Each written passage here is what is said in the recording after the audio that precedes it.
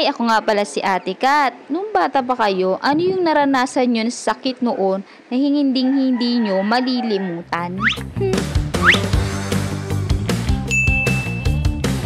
Ang una sa listahan ko ay ang sakit ng ngipin. Bakit ganun? Pag patulog na ako talaga siya lalong kumikirot.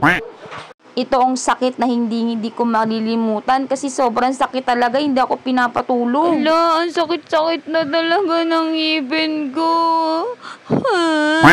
Ayan, sabi ko sa'yo, ang hilig-hilig mo kasing kumain ng candy at chocolate o ano na.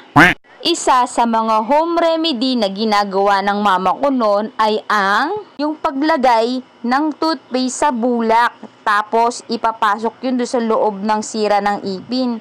Medyo effective naman siya kasi nabawasan ng kirot at nakatulog ako. At ang sumunod ay ang napakasakit na beke.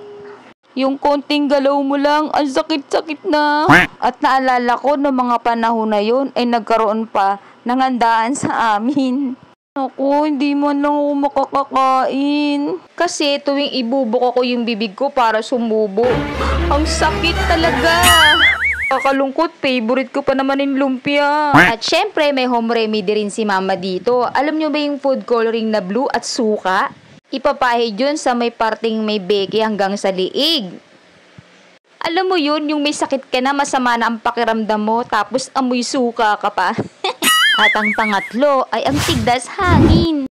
Mama, ang sakit po ng ulo ko, tsaka giniginaw po ako.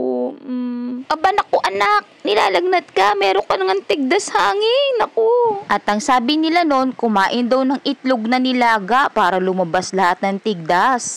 At yun na nga, pagkakain ko ng itlog na nilaga, naglabasan na lahat. Ang tsaka ko na.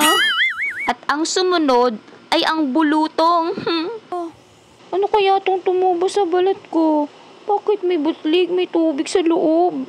Yun nga, ang tawag nila doon, yung pinakananay ng bulutong, tumubo siya sa may braso ko. At lumipas nga ang araw, naglabasan na nga sila. Pero nagtataka ako, bakit sa buong katawan ko lang, sa mukha ko wala? Elementary ako noon, nagkaroon ako noon, tapos naging high school ako, nagkaroon ako ulit. Sa mukha naman ako tinubuan. Hala, naku po. Siyempre, worry ako nun kasi dalaga na ako nun eh. At sabi nila, pahiran ko daw ng cream na to para mawala yung peklat. At sa tingin ko, effective naman eh. Diba?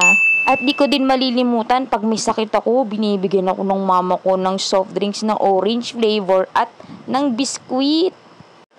Ikaw, nangyari din ba sa'yo yun?